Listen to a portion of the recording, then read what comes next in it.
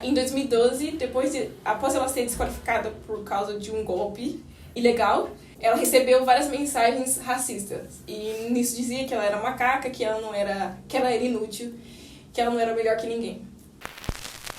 Fala galera, trazendo mais um vídeo pro canal. Bom, hoje vai ser um vídeo diferente, vocês já estão vendo que tem convidados aqui, Thiago Moura e a Vitória Sena. Os dois são atletas também, né, do atletismo, saltador de altura, né? Exatamente. E a Vitória do 5 barreiras, também saltadora do salto de distância. Sim, senhor. Bom galera, hoje vai ser um vídeo bem legal, bem interessante, um pouco diferente, mas de extrema importância para ser falado, né? Que nós vamos falar de racismo, mas racismo dentro do esporte. E com isso a gente vai fazer, primeiramente, né, uma passagem histórica de alguns atletas, e alguns também que foram ativistas. Mas antes, né, de a gente falar do racismo, a gente tem que introduzir o que é o racismo, né? E nada melhor do que ser falado, né, de quem realmente passa e sente, né? Exatamente. Bom, pessoal, o racismo é um dos piores tipos de preconceito que já provém de muito tempo atrás, desde a época da escravidão, em que várias colônias, né, vários países colonizadores e colônias levaram povos da África para esses locais e começaram a utilizar de forma abusiva, com trabalhos escravos e também de várias formas de tortura, né, utilizando o negro como apenas um único e exclusivo objeto. Bom, desde essa opressão, de formas mais grosseiras, até os dias de hoje, o racismo continua, seja por vários tipos de ramificações. E a definição do racismo no dicionário é um conjunto de crenças e teorias que colocam uma raça acima da outra. Desde todos os países do mundo, o Brasil foi o último a abolir a escravidão, então a gente está desde o período de abolição até hoje, são 130 anos, então é um período bem pequeno. Agora entrando diretamente, né, no assunto do vídeo, vamos começar com os atletas, né, que tiveram, né, sua história marcada, né, tanto sofrendo o racismo e também os ativistas, né. E vamos começar com o Jesse Owens, né, que foi um cara de extrema importância para a história, né, um cara que muita gente se espelha, né, nele, né, de certa forma, e também acabou já conhecendo, né. Com certeza. Nos Jogos Olímpicos de Verão de 1936 foi o que ele participou e foi que ele ganhou medalha de ouro no 100, no 200, no 4x100 e no salto de distância. E nessa época era a época da Alemanha nazista. Pelo que eu vi no filme, eu assisti, aparece e a história conta que o Hitler não desceu para cumprimentá-lo. Sim. Vale lembrar também que algumas coisas que aconteceram durante os Jogos teve sim o cumprimento do comandante nazista, Adolf Hitler, sobre os seus atletas após conseguirem vencer as suas provas nos seus esportes. No caso de Jess, ele estava presente no ginásio, no estádio, mas não cumprimentou, assim como em todas as outras provas que ele conseguiu a medalha de ouro. Sim, tanto que tentaram tirar ele, né, da prova, não aceitar que ele ganhou, na verdade, né. Exatamente. Alguns documentários e algumas histórias também divulgam que o clima na época era muito tenso, principalmente para Jess, porque era muito, muito perigoso um atleta negro estar em plena Alemanha nazista, principalmente na capital do país, e entrar em um estádio em que você era colocado como a figura não idealizada era de uma extrema pressão. Então, é de se imaginar e ver a diferença dos casos em que um atleta sem isso, um atleta comum, né, um atleta branco, estando em Jogos Olímpicos, já é uma pressão gigante de uma nação. Agora, você entrando em Jogos Olímpicos, sendo negro em uma Alemanha nazista e sendo favorito a vencer a prova, é de se pensar. Bom, agora saindo, né, do atletismo, vamos agora pro beisebol, né, o Jackie Robinson, que foi um cara também importante, né, um cara que, tanto que tem um filme, né, que eu assisti muito interessante, né, que conta a história dele, né. O famoso Camisa 42. Isso, muito bom, já indico aqui, né, antes de começar, que é muito legal. Jackie Robinson foi o primeiro negro jogador de beisebol na Major League Baseball, nos Estados Unidos. Lembrando também, galera, que ele foi um jogador tão importante, tanto na sua habilidade dentro do campo, né, tecnicamente falando também, e também fora, né, que ele usava o número 42, que foi um número aleatório que deram para ele, né, e isso foi uma coisa que hoje não pode nem ser mais usado, né, esse número, né? Foi um número totalmente aposentado de todos os times da Major League. Desde 2007, só dia 15 de abril, eles autorizaram que os times pudessem usar a camisa 42. Então todos os jogadores utilizam esse número em memória ao jogador Jack Robinson. O dia ficou chamado Jackie Robinson Day. Exatamente. O dia de Jackie Robinson. Earl Lloyd foi o primeiro jogador negro na Liga de Basquete Americana, mais conhecido como NBA. E isso foi no ano de 1950. Ele entrou na Liga da NBA defendendo o Washington Capitals e depois ele foi pro Syracuse Nationals. E no Syracuse Nationals ele ganhou o título da NBA em 1955. E foi um jogador excelente que em 2003 ele entrou pro Hall da Fama de basquete. Muhammad Ali, bom, um dos maiores pugilistas de todos os tempos, na verdade, né? Que teve sua história marcada desde que começou a lutar. Tanto que a coisa mais marcante, já pensa, a gente com 18 anos, ser campeão olímpico, cara. Exatamente. Imagina, né? Eu nem lembro onde eu tava com 18 anos. Sim. Ele era conhecido como Cassius Clay, que ele vem de Louisiana, nos Estados Unidos. E após voltar à sua cidade natal, ele sofreu um episódio muito chato de racismo numa mera lanchonete. Ele tinha a medalha de ouro olímpica no peito e após não ser atendido da devida forma no local, ele foi até o rio Ohio e jogou a sua medalha de ouro no meio da água. Ele disse que não valeria de nada ser reconhecido pela sua nação, já que ele ainda assim era taxado como um negro, ainda sofreu preconceito por isso. Após esse episódio, ele então começou a cultivar a sua própria cultura, que ele dizia que era a islâmica, então saindo de Cassius Clay para Muhammad Ali. Ele também é o autor da grande frase voando como uma borboleta e picando como uma abelha. Foi uma das maiores figuras históricas do esporte. E lembrando que Muhammad Ali também foi um militante pelos direitos negros e ativista anti-guerra. Agora também vale ressaltar um dos maiores episódios da luta contra o racismo em Jogos Olímpicos, que foi o pódio dos 200 metros no atletismo de 1968 na Cidade do México, em que contava com o primeiro lugar de Tommie Smith, o segundo lugar de Peter Norman e o terceiro lugar de John Carlos, sendo que o primeiro e o terceiro lugar eram dois americanos, negros, e o segundo lugar, um australiano branco. Esse episódio foi marcado pelo movimento dos Panteras Negras, do punho cerrado ao alto, e John levantaram seus punhos durante o hino nacional americano.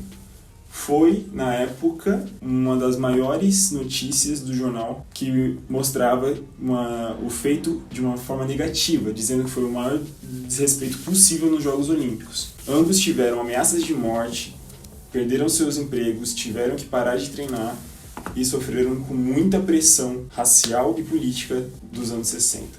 Nessa época, eles sofreram tanto que ratos eram mandados por correio para eles, como uma forma de repúdia. Vale recordar que, na época, o movimento dos Panteras Negras era muito forte, tanto nos Estados Unidos quanto em alguns lugares do mundo, em que alguns ativistas se espalhavam. Então, no meio esportivo, alguém surgir com a ideia do movimento foi algo muito, muito impactante. E bem interessante também nessa foto que rodou, né, nesse pódio também, foi o Peter Norman, né, que ficou no segundo lugar, né, que também foi um atleta que defendia os direitos humanos, né, tanto Exatamente. Que no momento da subida do pódio ele ressaltou isso com um broche. E com essa atitude, né, dele, ele foi até banido, né, da confederação, né, da Austrália, na verdade. Né? Ele teve que procurar por outros esportes, Sim, né, como futebol. Então, isso foi uma coisa também muito importante, porque foi uma coisa que ele, com certeza, respeitou a atitude do Tommy e também do John. E com isso, pra gente ver como é importante a gente ter essa união, né? Exatamente. Que sempre a gente vai ter essa questão, né, do racismo, não é só no negro. O racismo é uma coisa que nós temos que ser unidos, né, para que não aconteça. Exatamente. Que, querendo ou não, ele sofreu uma consequência só por causa do Tommy e do John ter levantado suas bandeiras e ele ter apoiado, ele já sofreu uma consequência. Então você vê como você ressaltar como racismo lá, até quem apoiava o racismo era discriminado. Também vale recordar que apenas em 2012 né, o comitê australiano fez um pedido formal de desculpas para Peter Norman. Ou seja, pra gente ver que tudo é muito recente, né? Exatamente. Agora voltando para o atletismo, vamos agora enfatizar nossos atletas brasileiros, né? Que de extrema importância. E vamos começar, principalmente agora com o atletismo, com o Ademar Ferreira da Silva, que foi um dos melhores saltadores de triplo, né? Na verdade. E também foi o primeiro atleta brasileiro negro a ganhar uma medalha de ouro. E também o primeiro bicampeão olímpico, na verdade, né? Isso mesmo. Ademar é muito importante para o atletismo nacional porque foi o primeiro medalhista do nosso esporte. Sem contar que ele conseguiu quebrar o recorde mundial algumas vezes durante os Jogos Olímpicos. E ele também foi o criador da volta olímpica. Poucos sabem, mas se você prestar atenção no símbolo do São Paulo, porque ele defendeu o São Paulo Futebol Clube durante sua carreira, e tem 5 estrelas. São 3 dos campeonatos mundiais de futebol e as 2 da ponta são as 2 medalhas olímpicas do Ademar. Agora a gente vai falar sobre as mulheres negras nos Jogos Olímpicos. Todo mundo sabe que foi uma luta para mulheres conseguirem competir nos Jogos Olímpicos e ainda você sendo uma mulher negra, ainda a dificuldade foi bem maior. É interessante falar porque as 3 primeiras participações de mulheres negras nos Jogos Olímpicos foi através do atletismo. A primeira mulher foi nos 200 metros em Londres, em 1948. A segunda mulher foi a Wanda dos Santos. É uma barreirista, que ela corria 80 metros com barreira. A primeira participação nos Jogos Olímpicos foi em Helsinki, em 1952. E ela foi, na sua segunda participação, ela foi a única mulher da delegação brasileira. Foi em 1960. Na sua primeira participação nas Olimpíadas, em 1952, ela sofreu um racismo e discriminação diante das suas competidoras, que se recusaram a cumprimentá-la, porque todo mundo sabe, depois que acaba a corrida, depois que a gente passa a linha de chegada, todo mundo se cumprimenta, e as suas competidoras não fizeram isso com ela, pelo fato dela ser negra. A terceira participação de uma mulher negra na Olimpíadas foi da Aida dos Santos, em 1964. Ela participou do salto em altura. Nessa Olimpíada de Tóquio, ela também foi a única representante mulher diante de 61 atletas da delegação brasileira que foram para as Olimpíadas. Um fato interessante da sua carreira, antes de ir, ela foi desacreditada, ela não tinha materiais, não tinha tênis. Durante a Olimpíada, durante a prova, na fase da qualificação, ela torceu o pé e ela precisou de ajuda de uma atleta adversária cubana para conseguir competir a final. Na final, ela saltou 1,74 e ficou em 4º lugar. Com esse 4º lugar, ela sentiu que ela deu uma resposta muito boa para essas pessoas que desacreditaram dela, que o pensamento dessas pessoas era que lugar de crioula era na cozinha. E então foi uma vitória para ela conseguir o 4º lugar numa Olimpíada, sendo a única representante feminina da Olimpíada de Tóquio em 1964. Agora entrando nos relatos mais recentes, vamos começar com a Rafaela Silva, né? Que foi uma atleta que, graças a Deus, com a mídia, a gente conseguiu ver um pouco do que ela sofreu, na verdade, né? Em 2012, após ela ser desqualificada por causa de um golpe ilegal, ela recebeu várias mensagens racistas. E nisso dizia que ela era macaca, que ela era inútil, que ela não era melhor que ninguém. 4 anos após os eventos de 2012, nos Jogos Olímpicos de 2016 no Rio de Janeiro, uma atleta nascida e criada na Cidade de Deus foi campeã olímpica na sua cidade natal, mudando todo o quadro da mídia em relação às suas abordagens sobre ela. Porém, alguns eventos póstumos, como o preconceito que ela sofreu no táxi, ainda mostram que o racismo é presente, sendo ou não campeão. E como o Thiago acabou de falar dessa abordagem do táxi, né? Após ela ser abordada, ela fez o questionamento, né, pro policial, preto não pode pegar táxi, e com isso, né, gerou uma revolta, tanto que ela foi nas mídias sociais dela e fez essa publicação, né, falando sobre esse fato que de caso foi um caso de racismo. Ainda dá pra conectar esse caso com o caso do Muhammad Ali, que mesmo depois você sendo campeão olímpico, você ainda sofre o preconceito pela sua cor da pele. Não pelo que você realmente fez do lado esportivo. O que mais vai prevalecer vai ser a cor da pele. A cor da pele, isso prevalece sempre.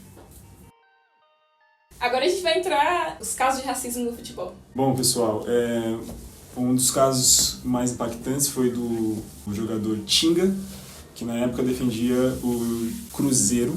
E em um jogo da Libertadores de 2014, ele sofreu racismo em toda vez que ele tocava na bola durante o jogo contra o Real Garcilaso do Peru. Toda vez que ele jogava e tocava na bola, os torcedores faziam um som de macaco, hostilizando o jogador.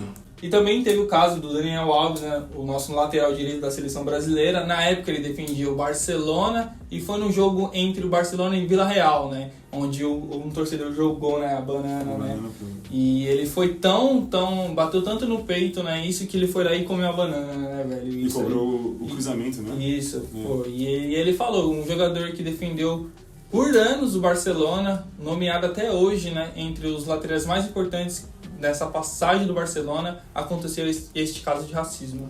Exatamente, infelizmente. Infelizmente. São vários outros casos que sempre chegam na mídia. E também teve o caso do Balotelli, que já sofreu várias discriminações em todos os times que passou, fazendo gols ou não, tanto pelo time da casa quanto o time rival.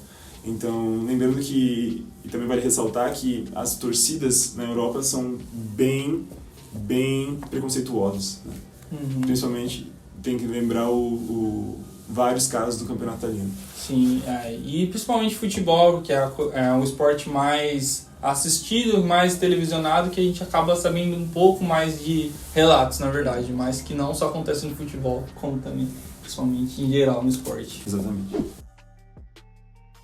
Bom, um dos exemplos de atletas na atualidade que são ativistas é de Colin Kaepernick, um jogador de futebol americano, quarterback, que estava atuando pelo San Francisco 49ers. Colin, em 2016, em um jogo de pré-temporada, fez uma atitude até que simples, né? De se ajoelhar, mas durante o hino nacional americano, no início dos jogos da pré-temporada. Ninguém havia entendido o porquê e em entrevista ele disse que não cantaria e não demonstraria respeito à bandeira a um país que oprime, ridiculariza o povo negro, né? E nesse jogo ele também foi visto utilizando meias com policiais representados como porcos, né? Aos poucos, seus companheiros de time e também outros jogadores da liga começaram a fazer exatamente o mesmo gesto, se ajoelhar no meio do hino nacional, ou também ficarem abraçados em símbolo de união. Porém, não demorou muito para a mesma ação acontecer durante outros esportes, como foi no caso da NBA, com jogadores como Stephen Curry e Carmelo Anthony. Lembrando também que Barack Obama expressou grande admiração pelo feito e mostrando respeito pelo jogador. E para contrastar com isso, em 2016 o presidente Trump tinha acabado de ser eleito e com essas formas de manifestações contra a discriminação do negro, ele fez um depoimento demandando que todos esses atletas que se ajoelhassem durante o hino nacional fossem mandados embora, porque para eles era uma forma de desrespeito ao país se ajoelhar durante o hino nacional. Então, com toda essa pressão, ainda mais dentro da liga da NFL, o jogador Colin foi demitido pelo seu time, acabando virando um free agent, não tendo um time para representar durante a liga. Atualmente, há alguns rumores de que ele possa voltar a jogar por alguns times da NFL, ainda mais com os movimentos em prol. Alguns movimentos, como Black Lives Matter, estando em alta nos Estados Unidos e pedindo o seu retorno. E após ele ser mandado embora, a Nike chamou ele, né, para ser representante da propaganda e patrocinar ele, né? E após isso a gente vê como o mundo é racista, né, na verdade. A Nike começou a sofrer ataques, tanto de pessoas que usam a marca, né, pessoas comuns queimando tênis, né? Exatamente. E com isso, tanto na Bolsa de Valores, a Nike teve uma queda altíssima, né? Perdeu muito dinheiro por conta disso, da repercussão que gerou. Só que o mais importante é que, independente de tudo isso, a Nike deixou, enfatizou e defendeu a causa. E tanto que após isso, a Nike é o que é, né, na verdade, e isso não afetou. Uma das falas desse comercial com a seguinte frase: não pergunte se seus sonhos são loucos, pergunte se são loucos o suficiente. Nesse cenário do dia de hoje, com as manifestações ocorrendo nos Estados Unidos, a Nike se pronunciou sobre o assunto e houve um acontecimento que nunca tinha acontecido antes. A Adidas retweetou essa postagem da Nike. E isso é um fato histórico, porque todo mundo sabe que Nike e Adidas são concorrentes. E após isso, a Nike mudou o logo, a frase, que é Just Do It, apenas faça, para Just Don't Do It, apenas não faça isso. E com isso nós trouxemos alguns depoimentos de atletas, né? A gente fez uma leve pergunta, perguntando para elas o que precisa ser mudado dentro do esporte sobre racismo, né? E ficou bem legal, fica aí com os vídeos aí por sequência. Fala pessoal, tudo bem? Sou Eric Viana, atleta olímpico de bobsled. Sobre o tema racismo no esporte, confesso que no meio do esporte nunca sofri racismo. Tive sempre cercado por pessoas boas, que estavam na mesma busca, né, de objetivos que o meu. Mas fora do esporte já sofri bastante. Teve uma vez também que eu estava saindo do treino, com roupa da seleção, tênis de treino, enfim. Estava atravessando a rua e uma mulher acabou trancando todos os vidros do carro, a porta. Tudo por conta do tom da pele, né? Porque realmente estava com roupa da seleção brasileira, uma roupa esportiva. Enfim, acabei ficando mal, mas acredito que a gente sabe o valor que nós temos, né? E assim, no meio do esporte, eu acredito que é sempre interessante esse tema estar imposto por conta de conscientização.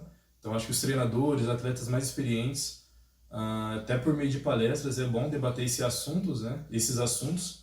Para estar conscientizando as pessoas, né? Principalmente os atletas. Mas eu acredito que a tendência agora é a gente estar melhorando nesse sentido, ter mais conscientização, que eu acho que é bem importante. E realmente a gente tem que estar contra isso, né? Porque, infelizmente, o racismo em pleno século XXI é inaceitável. Beleza? Valeu. Oi, gente. Meu nome é Islane, eu tenho 23 anos, sou atleta do atletismo e faço a prova de 400 metros com barreiras. Então, fui convidada para falar sobre racismo no esporte. Acredito que uma das primeiras medidas que a gente tem que tomar é parar de naturalizar o racismo e achar que muitas vezes ele pode ser uma brincadeira. Essa brincadeira, ela mata. Essa brincadeira, ela nos impede de ter saúde, de ter acesso básico, condições básicas de vida. Acredito que se você conheça uma pessoa racista, você tem que denunciar. Inclusive, os órgãos, eles têm que aparecer mais, sobretudo com medidas mais efetivas, mais duras com relação às pessoas racistas, para que a gente consiga denunciar. Se você consegue ter acesso a essa pessoa e conversar com ela, eu acredito que isso seja um meio, a internet inclusive está aí. Não basta também ser só racista, não ser racista, né? Você tem que tomar medidas antirracistas. A partir do momento que o racismo ser uma preocupação somente de pessoas negras, o racismo vai continuar, ele vai continuar nos matando, e a gente também não precisa esperar se tornar estatística ou notícia para que a gente consiga trabalhar com prevenção. Então a gente tem que trabalhar com prevenção, esse tem que ser um assunto que tem que ser falado, inclusive em entrevistas como essas, eu acho de extrema importância para que a gente entenda que a gente tem que ter voz com relação a isso. Inclusive eu faço parte de um projeto que é um projeto do Cria Lavras, que ele traz isso como um ponto, ele me dá liberdade para me entender enquanto pessoa negra na sociedade racista. Ele me empodera de certa forma para que eu consiga me expressar, para que eu consiga pensar sobre isso, para que eu consiga me sentir bem no meio. Eu estou de certa forma protegida, né? Eu estou numa esfera que abrange, que fala sobre esses assuntos corriqueiramente, então é um projeto que me ajuda muito, mas nem a gente sabe que isso não tem em todos os lugares, então eu acredito que plataformas como essa nos ajude bastante, então é isso. Oi, eu sou Thaisa Xavier, eu tenho 20 anos, eu sou atleta de atletismo, eu faço salto em distância e eu moro em São Paulo. No meu ponto de vista, o que precisa ser mudado em relação ao racismo dentro do esporte, de imediato, seria adotar medidas mais drásticas para aqueles que são racistas, para aqueles que cometem aqueles atos e não fazem questão nenhuma de esconder, para aquelas torcidas que torcem contra o atleta negro, contra o jogador negro, chamando de macaco e qualquer outras coisas aí. Eu acho que é importante isso, não só para que o opressor tenha um pouco mais de noção de que o que ele está fazendo é totalmente errado, mas para que o oprimido tenha um senso de justiça, sabe? Para que ele não se sinta tão sozinho numa questão tão complicada. E uma outra questão que eu acho muito importante, que seria mais a longo prazo, seria focar nas crianças, focar na base, naqueles mini atletas que estão vindo logo depois da gente.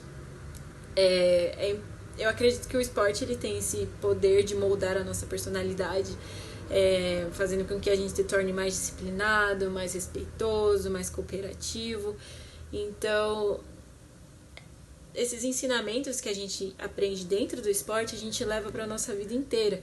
Então, eu acredito que trazendo atividades para as crianças de que todo mundo, mesmo com todas as suas diferenças, todos são iguais, ninguém é melhor do que ninguém por conta da cor da pele ou essas coisas, elas podem se tornar seres humanos muito melhores e levar todos esses ensinamentos para a vida. Então, dessa maneira, a gente não só muda o cenário do esporte em si, a gente pode também tentar mudar o cenário da humanidade como um todo. Oi, meu nome é Zulu, tenho 27 anos, sou formado em Educação Física pela Universidade Federal de Lavras e sou ex-atleta da modalidade de atletismo. A minha experiência com racismo está muito pautada nas microagressões. Eu acho que isso é o mais lesivo, porque elas acontecem a todo momento, todos os dias, né? Uma vez também que eu me enquadro em um estereótipo que é hipersexualizado e objetificado o tempo todo. Nós temos que entender que o racismo ele é um sistema que ele foi estruturado no passado em cima de leis, né? E esse sistema ele animaliza as pessoas negras, né? Tirando toda a nossa humanidade e nos colocando no lugar de mercadoria.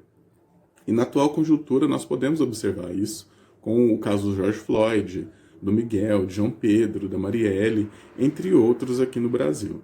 O racismo ele não é um problema exclusivo só de pessoas negras, ele é um problema de pessoas brancas também, uma vez que foi a branquitude que criou esse conceito de raça para subjugar outras pessoas. Então pessoas brancas e não pretas devem pautar, devem conversar sobre isso e colocar esse discurso nos diálogos de vocês, porque é necessário, é de extrema importância que isso seja discutido em todos os espaços. O racismo está muito presente no esporte também, é só parar para analisar, por exemplo, no futebol, quantos jogadores negros nós temos no futebol e quantos treinadores e a comissão técnica é constituída por pessoas negras, entende? E o racismo, ele trabalha, a estrutura do racismo é essa, tirar, não deixar que as pessoas negras ocupem espaços de poder. Eu me encontrei no CREA Lavras, no Centro Regional de Iniciação ao Atletismo, porque lá era um lugar onde eu podia me enxergar, onde eu me sentia bem, onde aquilo fazia parte da minha realidade. Eu não era visto como o diferente ou o exótico. Chega a ser cômico nós sermos tratados como exóticos, porque nós somos 56% da população brasileira. Quantas pessoas pretas você vê na rua? Você vê pessoa preta na rua a todo momento. E quantas pessoas pretas você vê nas estruturas midiáticas? Então parem e analisem. Parem de nos tratar como se nós fôssemos exceção. Na verdade, quem é exceção nesse país é a branquitude, que se aproveita de uma massa há muito tempo para fazer manutenção dos seus privilégios. Se nós conseguíssemos cumprir pelo menos a Constituição, já seria meio caminho andado, porque na Constituição, dentro do Código Penal, prevê o racismo como crime inafiançável. Outro viés também é a educação. Sempre a educação, porque com a educação nós poderíamos reeducar a população brasileira para que a gente de fato saiba o que aconteceu com o Brasil, para que de fato nós saibamos como que aconteceu a nossa história. Bom, galera, espero que vocês tenham gostado demais desse vídeo. Foi um vídeo muito importante para mim, para o meu crescimento como pessoa. Quero agradecer já aqui aos dois pela participação. Foi muito legal. E já fica aqui uma dica para vocês. Pesquisem. Não custa nada pesquisar, saber mais. Ainda mais a gente que está dentro do esporte. Vamos saber um pouco, do que está acontecendo no mundo, que é extremamente importante. Então, eu gostaria de agradecer primeiramente a você. E queria que ficasse a mensagem de tudo que a gente trouxe, dos depoimentos que vocês viram, o nível de importância sobre o assunto. Não é algo que acontece agora, não é algo que tem que ser dito e conversado, debatido agora, é algo de muito tempo atrás que precisa de uma melhora, precisa de conscientização. Tá? Então, por favor, deem atenção a esse assunto. Tentem crescer como pessoas. O racismo está em cada coisa, em cada uma fala, uma frase, um gesto. Então, é muito além de um único caso ou de casos que aconteceram recentemente. procurem evolução, procurem estudar. Bom, é isso. Também agradeço muito ao convite do Hector de fazer esse vídeo e estar mostrando para vocês que não é só apenas pessoas relatando. Isso acontece desde 1948, e são coisas que ainda estão enraizadas junto com a gente. Então, eu concordo muito com o depoimento da Thaisa de a gente melhorar as crianças, focar nas crianças, porque só dessa forma a gente pode mudar a realidade, para que nossos filhos, os nossos netos, viverem uma sociedade diferente do que a gente vive hoje. E, gente, hoje nós não podemos ser só contra o racismo, a gente tem que ser antirracista. Exatamente. Nós temos que se posicionar, não é verdade? Exatamente. Porque só assim, de certa forma, a gente vai conseguir mudar o mundo. Então, não é só hoje, como o Thiago disse, a todo momento. Hoje, amanhã e sempre. E é isso, galera. Espero que vocês tenham gostado desse vídeo. Já se inscreve no canal, deixa seu like. Tamo junto e até o próximo vídeo. Até a próxima.